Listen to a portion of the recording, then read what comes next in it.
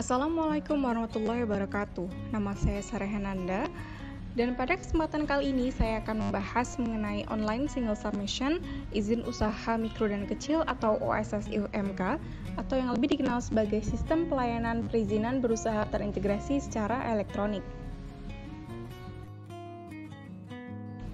Usaha mikro dan kecil sendiri diatur dalam Undang-Undang Nomor 20 Tahun 2008 tentang usaha mikro, kecil, dan menengah. Di dalamnya dijelaskan bahwa usaha mikro merupakan suatu usaha yang memiliki kekayaan bersih paling banyak 50 juta rupiah, namun tidak termasuk tanah dan bangunan tempat usaha.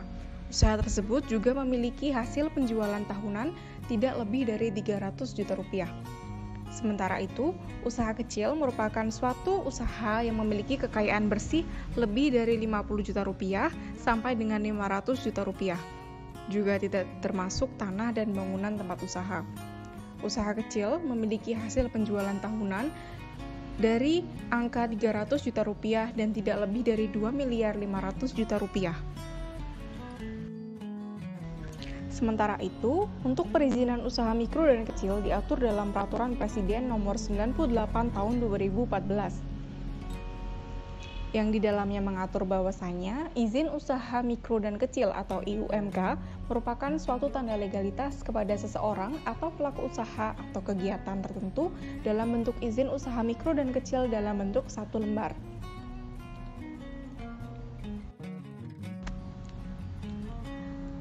IUMK sendiri dimaksudkan untuk memberikan kepastian hukum dan sarana pemberdayaan bagi pelaku usaha mikro dan kecil dalam mengembangkan usahanya.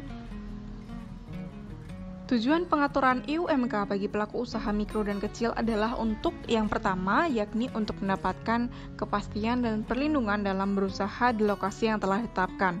Yang kedua, yaitu untuk mendapatkan pendampingan untuk pengembangan usaha.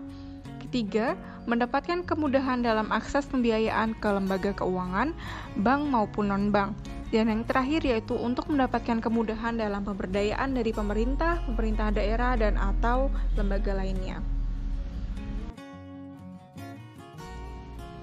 Berikut adalah manfaat memiliki IUMK.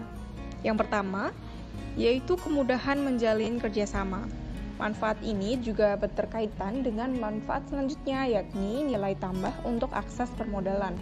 Karena dengan memiliki suatu izin yang telah diterbitkan oleh pemerintah sebagai tanda legalitas, baik dari rekanan bisnis maupun pemodal akan lebih tenang dan percaya bagi pelaku usaha yang telah mengantongi izin tersebut.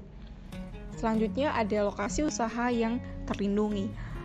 Karena lokasi telah didaftarkan, maka pemerintah tentu akan memberikan jaminan hukum, perlindungan, dan keamanan bagi lokasi yang telah didaftarkan tersebut.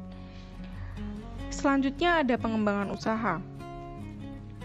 Dengan memiliki IUMK, maka pengusaha UKM akan mendapatkan pendampingan dan pengembangan usaha dari pihak-pihak terkait. Mereka juga akan mendapatkan pemberdayaan dan dukungan pemerintah dalam mengikuti berbagai program UMKM. Dan yang terakhir ada legalitas. Izin usaha mikro dan kecil merupakan bentuk legalitas resmi yang mendapatkan pengakuan sah dari berbagai pihak, maka dapat dipertanggungjawabkan secara hukum. Pada perkembangannya, yakni sejak awal tahun 2019, telah disosialisasikan bahwa pengurusan IUMK sebagai izin usaha dalam sektor perkoperasian dan usaha mikro, kecil, dan menengah dapat dilakukan secara online, yakni melalui Online Single Submission atau OSS. Hal tersebut didasarkan pada Peraturan Pemerintah Republik Indonesia Nomor 24 Tahun 2018 tentang pelayanan perizinan berusaha terintegrasi secara elektronik. Pendaftarannya sangat mudah karena pelaku usaha hanya mendaftar untuk kegiatan berusaha dengan cara mengakses halaman website OSS, yakni oss.go.id.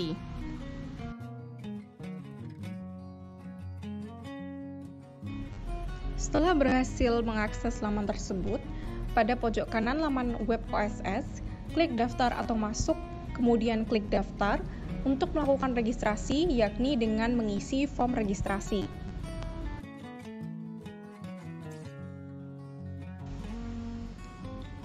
Semua kolom yang tertera pada halaman registrasi merupakan wajib untuk diisi. Yang pertama ada jenis identitas. Tersedia pilihan pendaftaran berdasarkan KTP untuk WNI dan paspor untuk WNA. Nomor induk kependudukan diisi dengan NIK, yang merupakan nomor NIK dari salah satu penanggung jawab usaha tersebut. Untuk negara asal, pilih negara kewarganegaraan dari yang melakukan registrasi. Tanggal lahir juga demikian. Nomor telepon diisi dengan nomor telepon dari yang melakukan registrasi. Alamat email diisi dengan alamat email aktif yang dapat dihubungi. Dan kemudian mengisi kode CAPTCHA dengan tulisan yang muncul di atas kolom kode tersebut. Kemudian, bubuhkan centang dalam pernyataan saya mengerti dan menerima syarat dan ketentuan penggunaan sistem OSS, lalu klik submit.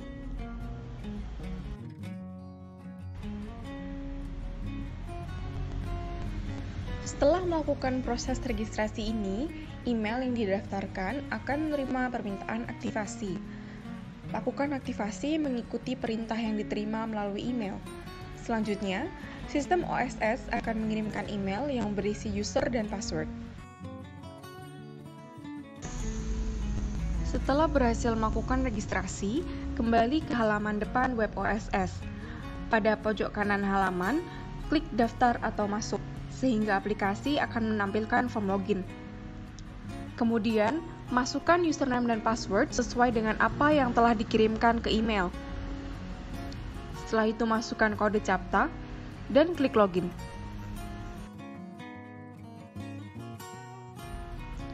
Nah, jika login sukses, maka laman akan menampilkan halaman home seperti dalam gambar. Pelaku usaha dapat memulai untuk proses perizinan berusaha dengan menekan tombol perizinan berusaha berwarna biru muda. Kemudian akan ditampilkan kualifikasi usaha seperti dalam gambar. Pilih kualifikasi usaha Anda, yakni perseorangan untuk usaha mikro dan kecil.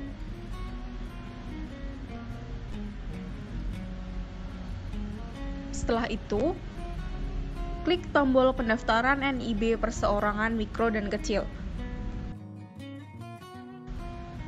NIB atau nomor induk berusaha merupakan identitas pelaku usaha yang diterbitkan oleh lembaga OSS setelah pelaku usaha melakukan pendaftaran. NIB berbentuk 13 digit angka acak yang diberi pengaman dan disertai dengan tanda tangan elektronik. NIB merupakan identitas berusaha dan digunakan oleh pelaku usaha untuk mendapatkan izin usaha dan izin komersial atau operasional. NIB akan berlaku selama pelaku usaha menjalankan usaha dan atau kegiatannya sesuai dengan ketentuan perundang-undangan. Dalam pengisiannya, pelaku usaha dengan kategori mikro akan dihadapkan dengan 4 langkah untuk menyelesaikan permohonan NIB. Sedangkan pelaku usaha dengan kategori kecil akan dihadapkan dengan 5 langkah. Langkah-langkah tersebut adalah: yang pertama, data profil; yang kedua, data usaha; ketiga, komitmen prasarana usaha; keempat, draft NIB dan izin usaha; dan kelima, output NIB dan izin usaha. Langkah pertama yakni dengan mengisi data profil, yang terdiri dari, yaitu yang pertama, nama pemilik usaha, nomor induk kependudukan, alamat, provinsi, kabupaten atau kota, kecamatan, kelurahan atau desa, jenis kelamin, status perkawinan, email, telepon, fax, pendidikan terakhir, pertanyaan apakah Anda akan melakukan kegiatan ekspor, pilih melakukan kegiatan ekspor berupa ya atau tidak. Apabila Anda menjawab ya, maka kolom NPWP menjadi mandatori atau harus diisi. Jika tidak, NPWP tidak wajib untuk diisi. Dan yang terakhir adalah kekayaan bersih, diisi dengan kekayaan bersih. Setelah selesai melakukan pengisian form, klik tombol simpan dan lanjutkan, dan aplikasi akan menampilkan form data usaha. Nah, pada data usaha akan ditampilkan data kegiatan usaha dari pelaku usaha. Akan terdapat tabel, lalu klik tambah usaha yang ada di atas tabel tersebut untuk menampilkan form tambah data usaha seperti berikut. Dalam form tambah usaha terdapat beberapa informasi yang harus diisi, yakni nama usaha, NPWP usaha. NPWP usaha diisi jika NPWP usaha berbeda dengan NPWP pribadi. Namun demikian, ini tidaklah wajib. Selanjutnya, pilih KBLI. KBLI merupakan klasifikasi baku lapangan usaha Indonesia yang berbentuk beberapa digit. Pilih KBLI yang sesuai dengan usaha milik pelaku usaha. Namun demikian, jika ingin mengecek KBLI, maka dapat dilakukan dengan mengakses laman UKM Indonesia. Kemudian, sarana usaha yang digunakan, alamat usaha, provinsi, kabupaten, kecamatan, kelurahan atau desa, status tempat usaha. Pilih status tempat usaha berupa sewa, milik sendiri, dan kerjasama. Selanjutnya, jumlah tenaga kerja atau orang, modal usaha, dan terakhir perkiraan hasil penjualan per tahun. Setelah form tersebut diisi, kemudian klik tombol simpan untuk menyimpan data usaha. Data usaha tadi akan tampil pada tabel yang ada pada halaman sebelumnya. Selanjutnya ada komitmen prasarana usaha. Pada komitmen prasarana usaha akan ditampilkan pilihan izin lokasi dan izin lingkungan dari kegiatan usaha yang sudah didaftarkan.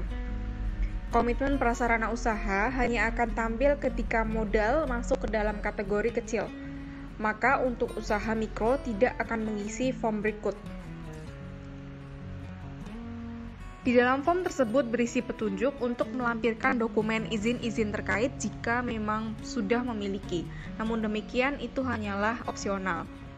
Kemudian arahkan mouse atau kursor pada objek di bawah dan tekan untuk membuka formulir lampiran.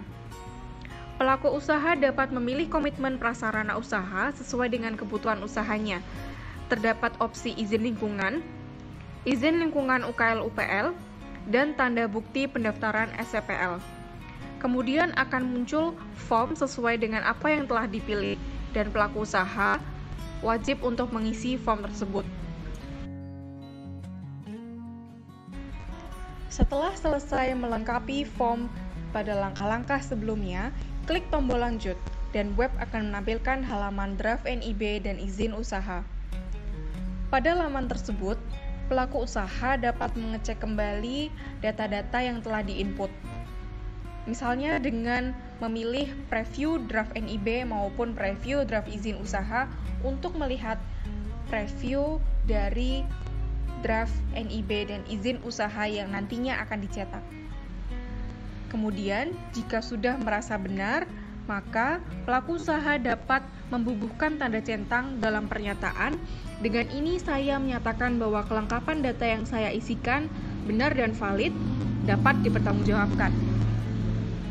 Setelah itu, klik proses NIB dan izin usaha. Kemudian, dalam laman output NIB dan izin usaha akan terdapat tulisan "Selamat, NIB Anda telah terbit". Setelah itu, pelaku usaha dapat mencetak NIB dan mencetak izin usaha dengan memilih cetak NIB maupun cetak izin usaha berwarna biru muda yang terdapat pada laman tersebut. Nah, hanya dengan langkah-langkah sederhana tadi, sekarang pemilik usaha sudah memiliki NIB dan memiliki izin usaha mikro dan kecil. Mudah bukan? Apalagi tidak dipungut biaya dan dapat dilakukan di rumah, di kantor, ataupun dimanapun karena metodenya secara daring.